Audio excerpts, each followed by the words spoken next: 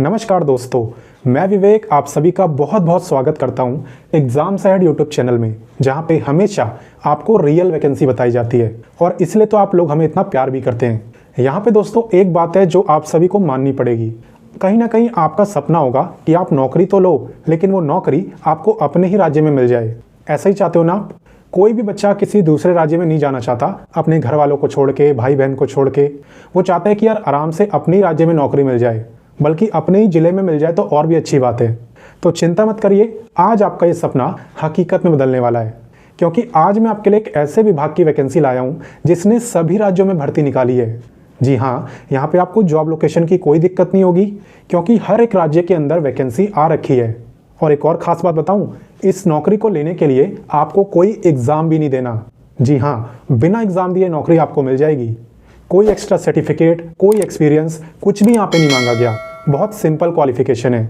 तो अगर आप इस नौकरी को लेना चाहते हो तो वीडियो को ध्यान से देखना और पूरा देखना। तो चलिए शुरू करते हैं। तो सबसे पहले मैं आपको बताता हूँ विभाग का नाम। आखिर ये वैकेंसी निकाली किसने? तो दोस्तों ये वैकेंसी निकाली है इंडियन पोस्ट पेमेंट बैंक ने। ये जो बैंक है ना, ये आता है पोस्ट ऑफिस के अंडर में, और इसलिए आपको यहाँ पे एग्जाम नहीं देना। चलिए इंपॉर्टेंट डेट्स की बात करते हैं। तो यहाँ पे जो फॉर्म है वो 1 मार्च सुबह 10 बजे से शुरू हो जाएंगे। यानी 1 मार्च सुबह 10 बजे से आप इस वैकेंसी में अप्लाई कर सकते हो। हालांकि पहले वीडियो को पूरा देख लो, अच्छे से पूरी जानकारी ले लो, तब अप्लाई करना।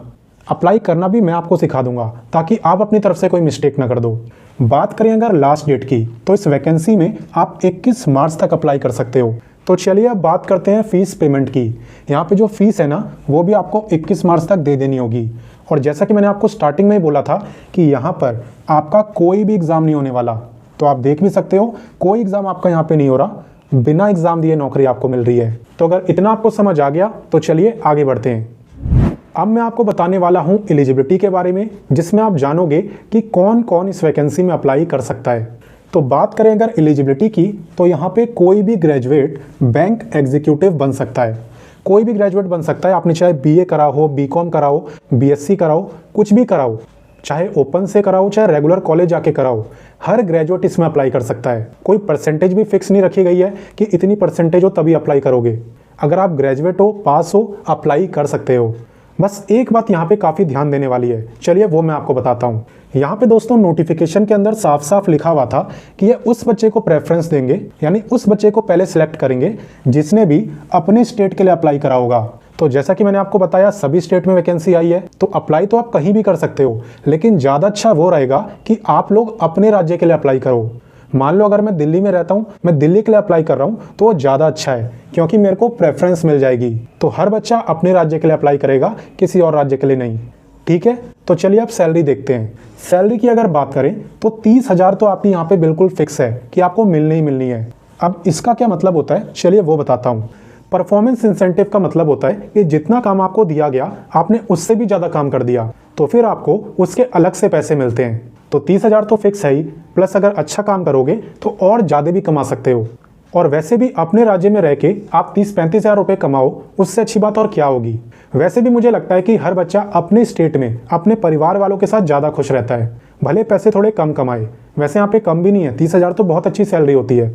और प्लस मेहनत करोगे तो इंसेंटिव भी कमा लोगे। तो सैलरी को दोष नहीं देना, सैलरी काफ़ी अच्छी है। तो अगर इतना समझ आपको आ गया तो चलिए आगे बढ़ते हैं। अब मैं आपको बताता हूँ एज लिमिट, यानी क्या एज होनी चाहिए इस वैकेंसी में अप्लाई करने के लिए। सबसे पहले तो आप ये देखो कि एज आपकी काउंट कब से होगी। एज आपकी काउंट होगी 1 फरवरी 2025 से। तो अभी आपकी कितनी एज है इस बात से कोई फर्क नहीं पड़ता, फर्क पड़ेगा कि 1 फरवरी 2025 को आपकी कितनी एज थी। अगर इस डेट को आपकी एज 21 से 35 साल के बीच में थी, तब आप इस वैकेंसी में अप्लाई कर सकते हो। और वैसे तो ये जनरल वालों की एज लिमिट है, बाकी रिजर्व कैटेगरी वालों को यहाँ पे रिलैक्सेशन भी मिलता है। तो रिलैक्सेशन के बारे में भी मैं आपको बता देता हूँ। रिलैक्सेशन की अगर बात करें तो यहाँ पे जो SC ST के कैंडिडेट्स हैं उन्हें मिलता है 5 साल का रिलैक्सेशन, और जो OBC वाले हैं उन्हें मिलता है 3 साल का रिलैक्सेशन। रिलैक्सेशन का मतलब होता है मैक्सिमम एज में छूट। जैसे SC ST को 5 साल का रिलैक्सेशन है ना, तो SC ST वाले 35 साल नहीं 40 साल तक भी इस वैकेंसी में अप्लाई कर सकते हैं। और OBC वालों को कितना है, 3 साल का, है ना। तो OBC वाले 38 ईयर तक इस वैकेंसी में अप्लाई कर सकते हैं। आई थिंक आपको समझ आ गया होगा। तो चलिए आगे बढ़ते हैं। अब दोस्तों मैं आपको बताने वाला हूँ सिलेक्शन प्रोसेस के बारे में। जहाँ पे आप जानोगे कि बिना एग्जाम दिए आपका सिलेक्शन कैसे हो रहा है। चलिए बताता हूँ। दरअसल दोस्तों, यहाँ पे आपका जो सिलेक्शन है वो मेरिट बेसिस पर हो रहा है। अब मेरिट किस बेसिस पे बनेगी? तो मेरिट बनेगी आपके ग्रेजुएशन के परसेंटेज के बेसिस पर। जी हाँ, आपके ग्रेजुएशन में कितने मार्क्स आए थे उसी के बेस पर यहाँ पे आपका सिलेक्शन होगा। तो सबसे पहले तो आपके ग्रेजुएशन के मार्क्स देखे जाएंगे, उसके बाद आपको बुलाया जाएगा इंटरव्यू के लिए। अब आप सोच रहे होंगे कि इंटरव्यू में पूछा क्या जाएगा। तो देखिए, इंटरव्यू यहाँ पे ज़्यादा मुश्किल नहीं होता, बल्कि काफ़ी आसान होता है। बेसिकली ये चेक करते हैं कि आप यहाँ पे बैंक के अंदर काम करने लायक हो या नहीं।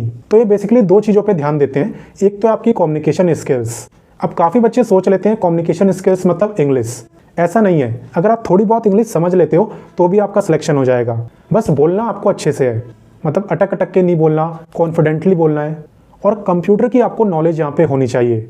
जी हाँ, क्योंकि बैंक के अंदर आप जानते हो कंप्यूटर पे ही काम होता है। तो आपको कंप्लीट एमएस ऑफिस यहाँ पे आना चाहिए, चाहे वर्ड हो, एक्सेल हो, पावर पॉइंट हो, ये सब आपको काफ़ी अच्छे से चलाना आना चाहिए। वैसे अगर नहीं आता तो कोई बात नहीं, मैं आपको सिखा भी दूंगा। आप ये देखो। अगर आपको नहीं आता तो चिंता की कोई बात नहीं है। हमने एमएस ऑफिस का एक कंप्लीट कोर्स बना रखा है, जिसमें आपको MS Word, Excel, PowerPoint, Outlook, MS Access सब कुछ सिखाया गया है, वो भी बेसिक से एडवांस लेवल तक। सारी चीजें आपको शुद्ध हिंदी में समझाई गई हैं, एकदम डिटेल में, स्टेप बाय स्टेप, ताकि एक छोटा बच्चा भी समझ जाए। ऊपर से ये कोर्स आपके पास लाइफ टाइम रहने वाला है, तो आप जब चाहो, जितनी बार चाहो, इसकी वीडियोस को देख सकते हो। इसे लेने के लिए आपको बस इस व्हाट्सएप नंबर या इंस्टाग्राम आईडी पर हमें मैसेज कर देना है, एमएस ऑफिस कोर्स। देन हमारी टीम आपको जल्द से जल्द रिप्लाई करेगी और ये कोर्स दे देगी सिर्फ 199 रुपए में। तो जो चीज आपको बाहर 7 से 8 हजार रुपए में सिखाई जाती है, वो हम आपको सिर्फ 199 रुपए में दे रहे हैं, क्योंकि हमारा काम आपसे पैसे कमाना नहीं, आपको सिखाना है। और अगर आप पे कंप्यूटर या लैपटॉप नहीं है ना, तो भी आप परेशान मत होना। आप ये मत सोचना कि ये मौका आपके हाथ से छूट गया है, बिल्कुल नहीं। क्योंकि हमारे कोर्स को आप अपने फ़ोन से भी कर सकते हो, जिससे आप अभी वीडियो देख रहे हो। ऑलरेडी काफ़ी सारे बच्चे अपने फ़ोन से एमएस ऑफिस सीख चुके हैं, और ऐसा आप भी कर सकते हो। स्क्रीन पे आपको जो नंबर दिख रहा है, बस इस पर आपको मैसेज करना है। एमएस ऑफिस की सारी जानकारी आपको दे दी जाएगी। तो आई थिंक सिलेक्शन प्रोसेस आपको अच्छे से समझ आ गया है। चलिए हम आगे बढ़ते हैं। अब मैं आपको बताने वाला हूँ एप्लीकेशन फ़ीस के बारे में, यानी यहाँ पे फॉर्म भरने के लिए किसको कितनी फ़ीस देनी है। तो देखिए, ये डिपेंड करती है आपकी कैटेगरी पे। जैसे कि अगर आप जनरल, ओबीसी या फिर ईडब्ल्यूएस में आते हो, तब आपकी फ़ीस है 750 यानी 750 रुपये। वहीं पे अगर आप SC ST या फिर फिजिकली हैंडीकैप्ड हो, तब आपकी फ़ीस है 150 यानी कि 150 रुपये। तो अगर आप फीमेल हो तो आप कंफ्यूज मत होना कि फीमेल की कितनी फीस है। मेल फीमेल से कोई मतलब नहीं है, बेसिकली कैटेगरी पर डिपेंड करेगा कि आपकी कितनी फीस रहेगी। तो आई थिंक आपको ये समझ आ गया होगा। तो चलिए आगे बढ़ते हैं। तो चलिए अब मैं आपको अप्लाई करना भी सिखा देता हूँ, ताकि आप अपनी तरफ से कोई गलती ना कर दो। तो सबसे पहले तो आप वीडियो के डिस्क्रिप्शन में जाना। वीडियो के डिस्क्रिप्शन में मैंने आपको अप्लाई का लिंक दिया है। जैसे आप उस पर क्लिक करोगे ना, तो आप भी इसी पेज पे आ जाओगे जो अभी आपको स्क्रीन पर दिख रहा है। यहाँ पे आने के बाद सबसे पहले आपको इस पे क्लिक करना होता है, click here for new registration. इस पे क्लिक करके आपको अपना रजिस्ट्रेशन करना होता है। जब आप रजिस्ट्रेशन कर लो, तब आपको करना है लॉगिन। यहाँ पे आपको अपना रजिस्ट्रेशन नंबर डालना होता है, जो कि रजिस्टर करने के बाद आपको मिलता है। और यहाँ पे आपने अपना जो पासवर्ड बनाया था उसे डाल देना, और फिर सबमिट करके आप कंप्लीट फॉर्म को भर सकते हो, और फीस की पेमेंट भी ऑनलाइन ही हो जाएगी। तो स्क्रीन पे आपको अभी जितने भी स्टेट के नाम दिख रहे हैं ना, इन सभी स्टेटों के अंदर वैकेंसी आ रखी है। तो ये जॉब तो आपको अपने राज्य में मिल रही है, लेकिन ये कोई परमानेंट गवर्नमेंट जॉब नहीं है। ये दोस्तों आपकी कॉन्ट्रैक्ट बेसिस की जॉब है, जो कि कम से कम 1 साल तक रहेगी और मैक्सिमम 3 साल तक। हालांकि जब एक बार आप काम कर लेते हो ना, वो भी इतने बड़े बैंक में, तब आपको आगे आसानी से नौकरी मिल जाती है। तो दोस्तों, अपने राज्य में नौकरी लेने का मौका बार बार नहीं मिलता, इसलिए अब ये आपका फर्ज बनता है वीडियो को ज़्यादा से ज़्यादा शेयर करो और अपने दोस्तों, भाई बहनों सबकी हेल्प करो, क्योंकि हेल्प करने से ये दुनिया खूबसूरत बनती है, वरना तो हर कोई यहाँ पे मतलबी है। और हाँ, वीडियो अगर आपको पसंद आई हो, हमारे समझाने का तरीका अच्छा लगा हो, तो वीडियो को लाइक भी कर देना, क्योंकि आप जानते हो आपका एक लाइक मुझे 10 गुना मोटिवेशन देता है।